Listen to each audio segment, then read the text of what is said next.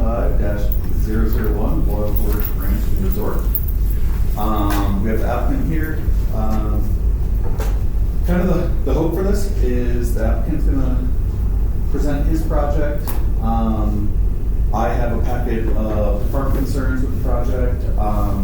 This is really a time for the planning commission to offer feedback back to the applicant and direction of if he thinks heading in the right direction, things should be changed. This is to help him get better idea of what the Fremont County is looking for, right?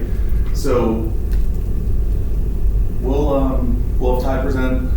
You guys can ask questions. I can answer any questions. We'll just kind of work through this.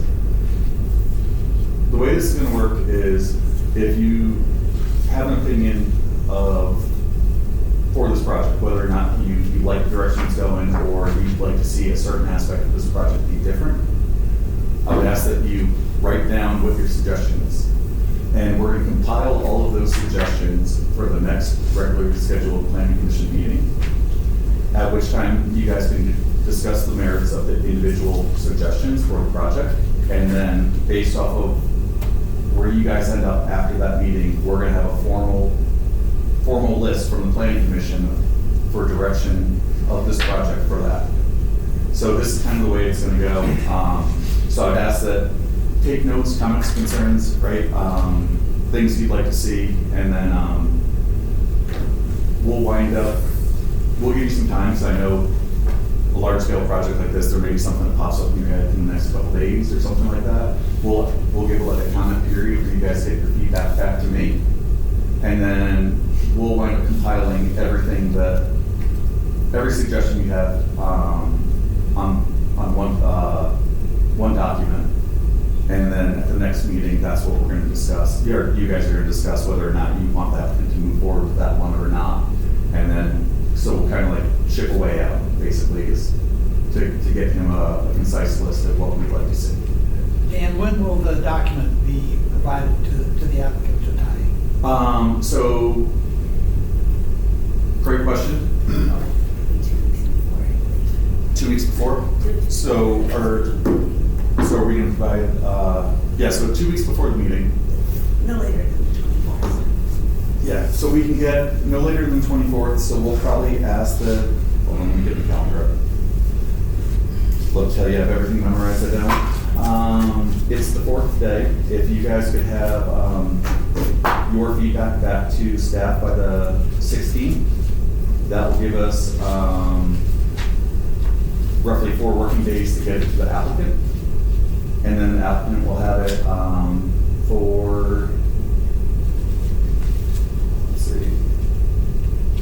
the applicant will have it for a little over a week prior to the meeting. Actually, am I in the right month?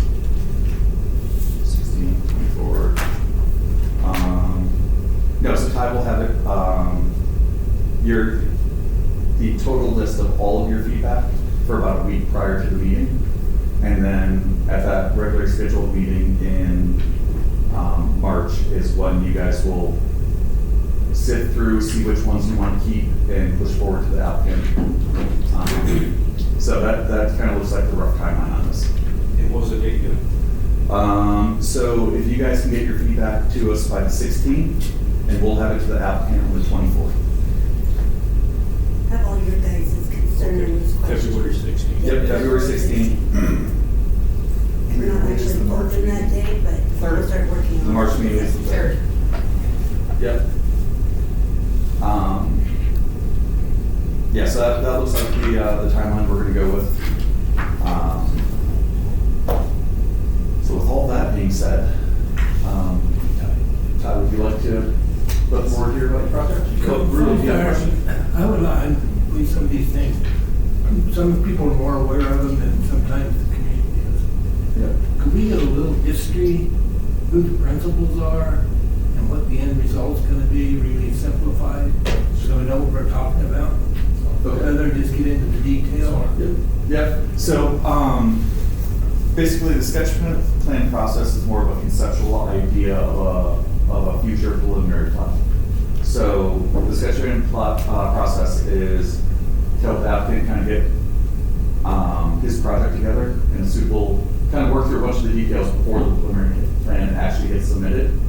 So after we provide feedback to the applicant, the board whittles everything down, we get a list back to them. What's the project? This project right here, What is it? 152 lot planned unit development on 772 acres. The old Buckskin Joe? Yes, sir. Yep. Okay, I'll go over. Yeah, that's what I'm saying. Because sometimes you get into this and Yep. you see the maps, you don't even know what you're talking about. Yeah, so I was gonna let the applicant stand up and explain his entire project, from his perspective to you guys, exactly what his vision is, what he's hoping for, and I was gonna let him explain that, and then I was gonna provide department feedback after the fact.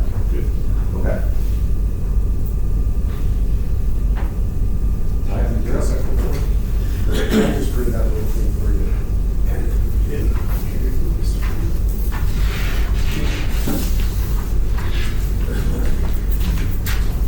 So.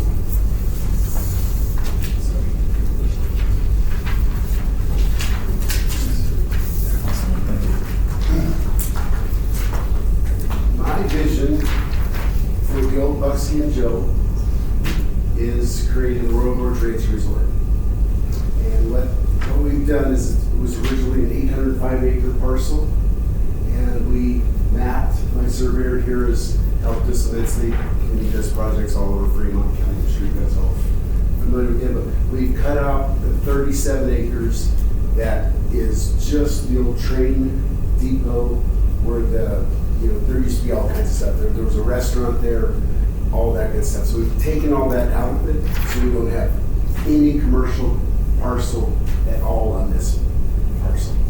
So my vision is this will be a gated private community with 152 3-acre lots, all the continuous roads and mountain bike trails and hiking trails that are all within the 772 acres. So I've owned the property for over 6 years now. So we've gone through, we've developed it, we have the roads put in, we have most of the infrastructure all in place to have we needed to figure out if we could get to all these beautiful sites, physically with the tractor. It's a very mountainous, very rugged, very rocky terrain property. I'm sure most of you have been out to Point Alta Vista where the scenic train used to go over the old river. That is now, I donated that to the Canyon City so they can have a mountain bike and hiking trail that goes all the way out there to Point Alta Vista. Beautiful now. We took off all the railroad ties, took off all the rail and decked it all so you can get all the way out there. But in a nutshell, 152 3-acre lots that all have sustainable living homes, all under 1,300 square feet total, all black in nature, so they all mix and match in with the dark junipers and pinions that are out there. The goal is for it to be a completely net zero community, where we're giving more back to the grid through solar power than we're using. As an entire community, that's our goal. Okay, just go over from the top on the page here. Looking to build a legacy project for here in Fremont County. To be honest, 8 Mile Hill is dying. It's been dying for years. I've been up there for 21 years. It started with Bucksy and Joe died. The Scenic Railway died. The old Barbarian Inn died. It opened again. It died again. The feed store that used to be out there, it's dead. The corner restaurant's dead. The local market just went broke last year. The Dinosaur Depot just went broke, and it's for sale as well. So, the campgrounds are still doing good. Me and some of the other rafting companies are still hanging in there. The Whitewater Bar and Grill, obviously we've been there 21 years now, and we're only open for 5 or 6 months a year, but we're hanging in there. 8 Mile Bar and Grill next door is hanging in there. The Rock Shop is hanging in there. But for the most part, it's pretty darn stagnant up there. There's one business left besides the Road Bridge Bridge, and that's the gift shop that's a mile off of Highway 50. So what we're looking for is a little bit of economic boom, and similar to Salida, where Salida has thousands of people that are second homeowners that have vacation homes in Salida. They come to Salida just to bring money and to come rafting in the summer, to come recreate, to come eat at the restaurants and things like that. That's kind of the revitalization that we're hoping that this community brings.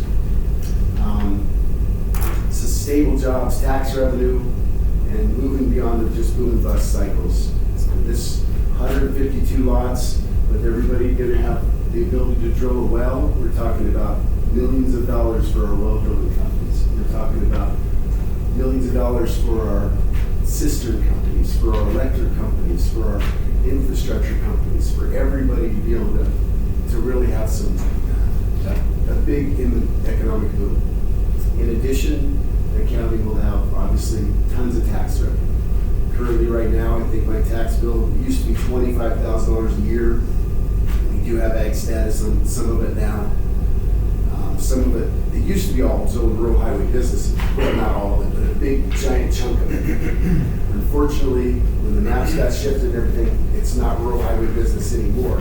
It got zoned to R3. We didn't change your zone. This is not commercial rural highway business anymore. There was a 150 acre single parcel was 100 rural highway business, so yes, it did change. The county did not administratively change your zoning district for your property. That did not happen. I don't want to argue, but when I bought it, it was rural highway business over 160 acres, is that correct? I don't have it memorized. Give or take 10, anyway, it doesn't matter. It was rural highway business. I can show you the map when I bought it. It was 160 acres of rural highway business. Now it's not. Anyway, that doesn't matter. We're going to rezone it all to R1. So my goal is to have over 200 acres of permanently dedicated open space. We tried to go through the Palmer Land District, which I spoke to you about a couple of weeks ago. Unfortunately, they can't handle the project. We went to Colorado Land Project. Colorado Land's out of Salida. Unfortunately, they don't have, there's no money left in the state to do any kind of tax benefits or anything for the open space conservation easements. So Ben there has drafted us a letter and has showed us how we can still have it be permanently protected and never to be able to get a building permit on it, still have it deeded, but it's not in another third-party company. They just, neither of them will do it. It doesn't meet the requirements of this full. We want to enhance the public recreational trails. Obviously, we already have the Point Alta Vista Trail. I donated for free to the city, so anyone can park there. Anybody can drive all the way out to Point Alta Vista. If I wouldn't have done that, Point Alta Vista wouldn't be there today. There is no other way to get to Point Alta Vista if you don't go through this 800-acre parcel. So again, being as good to the community as possible. We just donated an entire 6-mile mountain bike trail to Kansas High School, so they can have a great place to race. Like I told you before, we had a beautiful race there this last fall. Over 1,000 racers from all over came, and this year they loved it so much. We are now going to have 2 races there this year. One in the spring, one in the fall, both fully high school sanctioned races. So we're proud of that. We're low impact development. We want to be net zero. Every site out here has an approved water from the Upper Arkansas Water Conservancy District to be able to drill a well and have to buy the permits and everything. But Scania up in Salida has worked with BBA, the nationally renowned water engineer, and he's developed a system where every lot will be able to drill their own well. Every home's under 1,300 square feet. We're not looking to have 5,000 square foot mansions all over the place. We're looking for small, eco-friendly homes that can meet our net zero goal. Local heritage, where the only building that Bill Cope left me was the rundown restaurant that we had to take down because it was falling apart and it was deemed unusable. And then Gunslingers, the club,